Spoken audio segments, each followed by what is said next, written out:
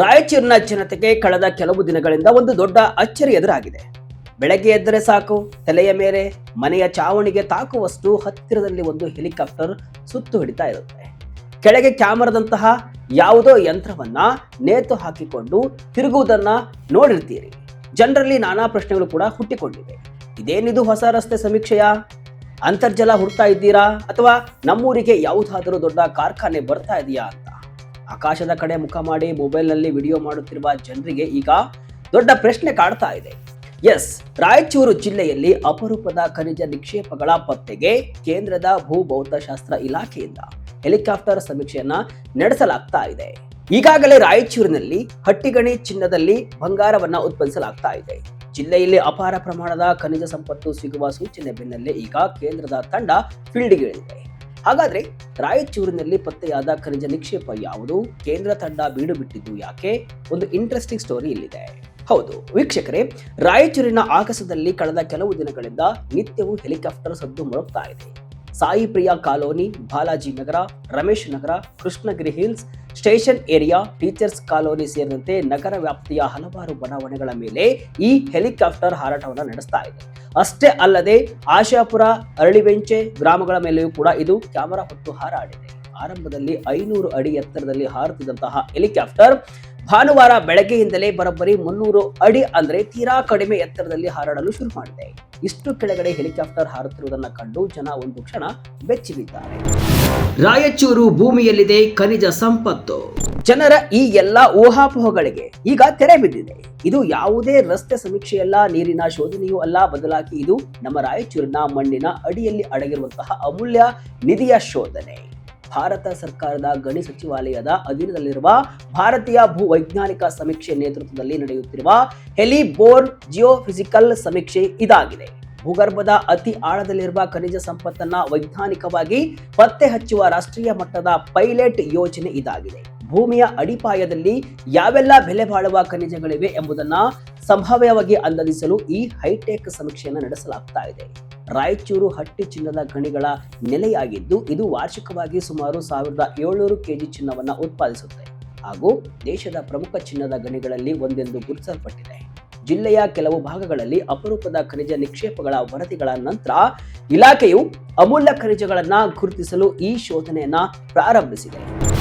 ಮಲಿಯಾಬಾದ್ ಸುತ್ತಮುತ್ತ ಅನ್ವೇಷಣೆ. ಏಪ್ರಿಲ್ 30ರವರೆಗೂ ನಡೆಯಲಿದೆ ಶೋಧನೆ. ಈ ವಿಶೇಷ ಕಾರ್ಯಾಚರಣೆಗಾಗಿ A125 ಮಾದರಿಯ ಅತ್ಯಾಧುನಿಕ ಹೆಲಿಕಾಪ್ಟರ್ ಅನ್ನ ಬಳಸಲಾಗ್ತಾ ಇದೆ. ರಾಯಚೂರು ಜಿಲ್ಲೆಯ ಕೆಲವು ಭಾಗಗಳನ್ನ ಬ್ಲಾಕ್ H23 ಅಂತ ಗುರುತಿಸಿ ಈ ಸರ್ವೆಯನ್ನ ಮಾಡಲಾಗ್ತಾ ಇದೆ.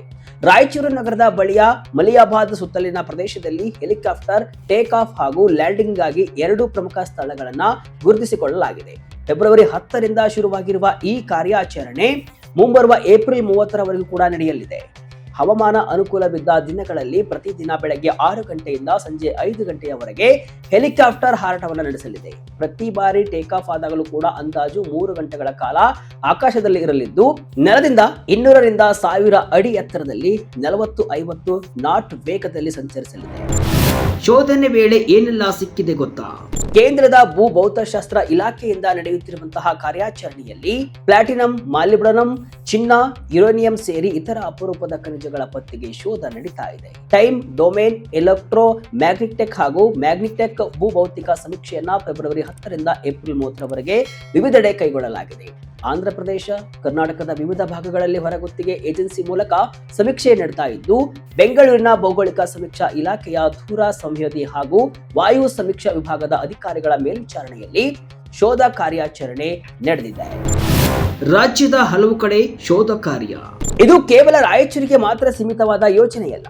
ಈಗಾಗಲೇ ನವೆಂಬರ್ 2024ರಿಂದ ಫೆಬ್ರವರಿ 2025ರ ಅವಧಿಯಲ್ಲಿ ರಾಜಸ್ಥಾನದ ಸಿರೋಹಿ ಹಾಗೂ ಒಡಿಶಾ ರಾಜ್ಯದ ಸಂಬಲ್ಪುರ, ದಿಯೋಗಢ, ಡೆಂಕನಲ್ ಮತ್ತು ಜೈಪುರ ಜಿಲ್ಲೆಗಳಲ್ಲಿ ಈ ಸಮೀಕ್ಷೆ ಯಶಸ್ವಿಯಾಗಿ ಪೂರ್ಣಗೊಂಡಿದೆ. ಪ್ರಸ್ತುತ ನಮ್ಮ ನೆರೆಯ ಆಂಧ್ರ ಪ್ರದೇಶದ ಸತ್ಯಸಾಯಿ ಜಿಲ್ಲೆ ಹಾಗೂ ನಮ್ಮದೇ ರಾಜ್ಯದ ತುಮಕೂರು, ಚಿಕ್ಕಬಳ್ಳಾಪುರ ಮತ್ತು ಕೋಲಾರ ಜಿಲ್ಲೆಗಳಲ್ಲೂ ಕೂಡ ಈ ಕಾರ್ಯಾಚರಣೆ ಭರದಿಂದ ಸಾಗ್ತಾ ಇದೆ. ಇದೊಂದು ಸಂಪೂರ್ಣ ವೈಜ್ಞಾನಿಕ ಸಮೀಕ್ಷೆಯಾಗಿದ್ದು ಸಾರ್ವಜನಿಕರು ಯಾವುದೇ ರೀತಿಯಲ್ಲೂ ಕೂಡ ಆತಂಕ ಪಡುವ ಅಗತ್ಯವಿಲ್ಲ ಅಂತ ಅಧಿಕಾರಿಗಳು ಸ್ಪಷ್ಟಪಡಿಸಿದ್ದಾರೆ. ಜೊತೆಗೆ ಹೆಲಿಕಾಪ್ಟರ್ ಲ್ಯಾಂಡಿಂಗ್, ಪಾರ್ಕಿಂಗ್, ಇಂಧನ ತುಂಬುವಿಕೆ ಮತ್ತು ATC ವ್ಯವಸ್ಥೆಗಳಿಗೆ ಸ್ಥಳೀಯ ಆಡಳಿತ ಸಂಪೂರ್ಣ ಸಹಕಾರವನ್ನು ನೀಡುವಂತೆ ಯೋಜನಾ ಅನುಷ್ಠಾನ ಸಂಸ್ಥೆ ಮನವಿಯನ್ನು ಕೂಡ ಮಾಡಿಕೊಂಡಿದೆ. ಚಿತ್ರದುರ್ಗದ ಇಂಗಳದಾಳು ಗಣಿಗೆ ಮರುಜೀವ. ಕೋಟೆ ನಾಡಲ್ಲಿ ಮತ್ತೆ ತಾಮ್ರದ ಗಣಿಗಾರಿಕೆ ಸದ್ದು.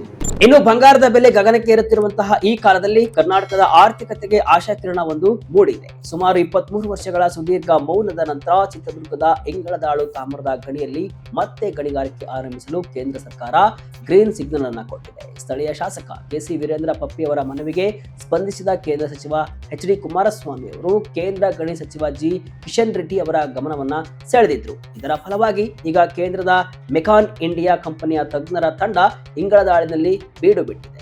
ವೈಜ್ಞಾನಿಕವಾಗಿ ಗಣಿಗಾರಿಕೆ ನಡೆಸುವ ಕುರಿತು ಕಾರ್ಯಸಾಧ್ಯತಾ ಪರೀಕ್ಷೆಯನ್ನ ನಡೆಸ್ತಾ ಇದೆ.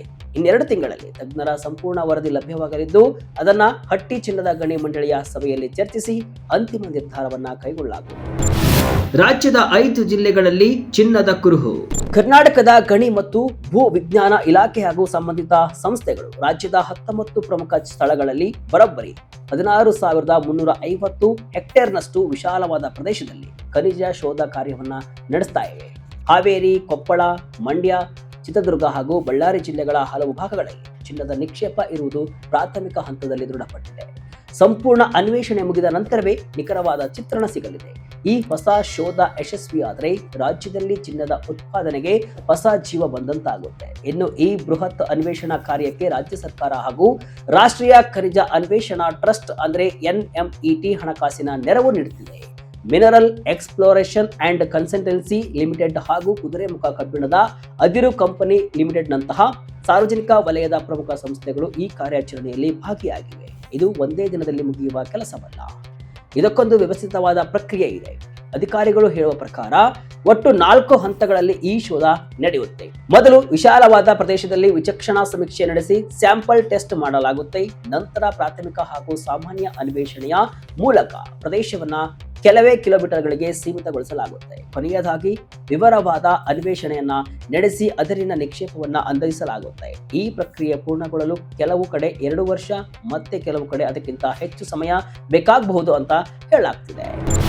6.68 ಲಕ್ಷ ಹೆಕ್ಟೇರ್ನಲ್ಲಿ ಮಹಾ ನಿಕ್ಷೇಪ ಪತ್ತೆ. ರಾಜ್ಯದ ಗಣಿ ಮತ್ತು ಭೂ ವಿಜ್ಞಾನ ಇಲಾಖೆ ಹಾಗೂ ಕೇಂದ್ರ ಸರ್ಕಾರದ ವಿವಿಧ ಏಜೆನ್ಸಿಗಳು ನಡೆಸಿದ ಅತಿ ದೊಡ್ಡ ಅನ್ವೇಷಣೆಯಲ್ಲಿ ಅಚ್ಚರಿಯ ಸಂಗತಿಗಳು ಹೊರಬಿದ್ದಿವೆ. ರಾಜ್ಯದ ವಿವಿಧ ಭೂ ಪ್ರದೇಶಗಳಲ್ಲಿ ಬರೋಬ್ಬರಿ 6,68,428 ಹೆಕ್ಟೇರ್ ಪ್ರದೇಶಗಳಲ್ಲಿ ಅತ್ಯಮೂಲ್ಯವಾದ ಖನಿಜ ನಿಕ್ಷೇಪಗಳು ಪತ್ತೆಯಾಗಿವೆ. ಇದರಲ್ಲಿ ಬಂಗಾರ, ವಜ್ರ, ಯುರೇನಿಯಂ, ಬಾಕ್ಸೈಟ್, ತಾಮ್ರ, ಕ್ರೋಮೈಟ್, ಕಬ್ಬಿಣ, ಮ್ಯಾಗ್ನೆಟೈಟ್, ಕೊಬಾಲ್ಟ್ ಮತ್ತು ಕಯಾನೈಟ್ ನಂತಹ ಅಪರೂಪದ ಹಾಗೂ ಬೆಲೆಬಾಳುವ ಖನಿಜಗಳು ಸೇರಿವೆ. ಇದು ಕೇವಲ ಒಂದು ಅಂದಾಜಲ್ಲ, ಬದಲಿಗೆ ವೈಜ್ಞಾನಿಕವಾಗಿ ನಡೆಸಿರುವ ಪ್ರಾಥಮಿಕ ಸಮೀಕ್ಷೆಯಲ್ಲಿ ಕಂಡುಬಂದಿರುವ ಸತ್ಯ. ಹಾಗಾದ್ರೆ ಎಲ್ಲೆಲ್ಲಿ ಅನ್ವೇಷಣೆ ಅನ್ನೋದನ್ನ ನೋಡೋಣ. ಕಲಬುರಗಿ, ವಿಜಯನಗರ, ಬಾಗಲಕೋಟೆ, ರಾಯಚೂರು, ಧಾರವಾಡ, ಯಾದಗಿರಿ, ಕೊಪ್ಪಳ, ದಾವಣಗೆರೆ, ಬೆಳಗಾವಿ, ಬಳ್ಳಾರಿ, ಉತ್ತರ ಕನ್ನಡ, ದಕ್ಷಿಣ ಕನ್ನಡ, ಚಿಕ್ಕಮಗಳೂರು, ಬೆಂಗಳೂರು ಗ್ರಾಮಾಂತರ, ಚಿಕ್ಕಬಳ್ಳಾಪುರ, ತುಮಕೂರು, ರಾಮನಗರ, ಹಾಸನ, ಕೊಡಗು, ಮೈಸೂರು, ಮಂಡ್ಯ ಮತ್ತು ಚಾಮರಾಜನಗರ ಹೀಗೆ ಪಟ್ಟಿ ಬೆಳೆಯುತ್ತಲೇ ಹೋಗುತ್ತೆ. ಈ ಎಲ್ಲಾ ಜಿಲ್ಲೆಗಳಲ್ಲಿ ಸುಮಾರು 6.68 ಲಕ್ಷ ಹೆಕ್ಟೇರ್ ಪ್ರದೇಶದಲ್ಲಿ ಖನಿಜ ನಿಕ್ಷೇಪಗಳು ಇರುವುದು ಕೂಡ ಈಗ ದೃಢಪಟ್ಟಿದೆ. 4 ಹಂತದಲ್ಲಿ ನಡೆಯಲಿದೆ ಕಾರ್ಯಾಚರಣೆ. ನಿಕ್ಷೇಪ ಪತ್ತೆಯಾಗಿದೆ ಅಂದ ತಕ್ಷಣ ಅಗೆಯಲು ಶುರು ಮಾಡುವುದಿಲ್ಲ.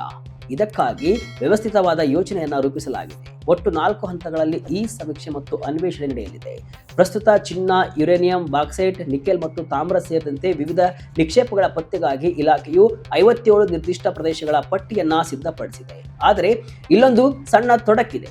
ಗುರುತಿಸಲಾದ ಅನೇಕ ಸ್ಥಳಗಳು ಅರಣ್ಯ ಇಲಾಖೆಯ ವ್ಯಾಪ್ತಿಗೆ ಬರುತ್ತವೆ. ಹಾಗಾಗಿ ಅಲ್ಲಿ ಖನಿಜ ಪರೀಕ್ಷೆ ನಡೆಸಲು ಅರಣ್ಯ ಇಲಾಖೆಯ ಅನುಮತಿಗಾಗಿ ಕಾಯಲಾಗುತ್ತೆ.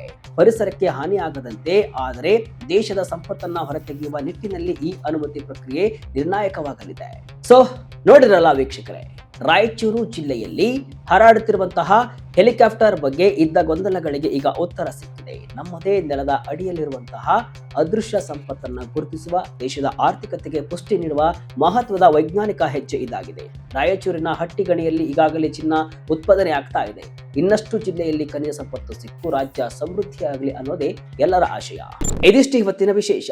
ಇದೇ ರೀತಿಯ ಹಲವು ವಿಶ್ಲೇಷಣೆ ಮಾಹಿತಿ ಅಷ್ಟೇ ಅಲ್ಲ, ಮನರಂಜನೆಯ ವಿಡಿಯೋಗಳಿಗಾಗಿ ವಿಜಯ ಕರ್ನಾಟಕ ವೆಬ್ಸೈಟ್, ಫೇಸ್ಬುಕ್ ಹಾಗೂ ಯೂಟ್ಯೂಬ್ ಪೇಜ್ ಅನ್ನು ಫಾಲೋ ಮಾಡಿ. ಧನ್ಯವಾದಗಳು.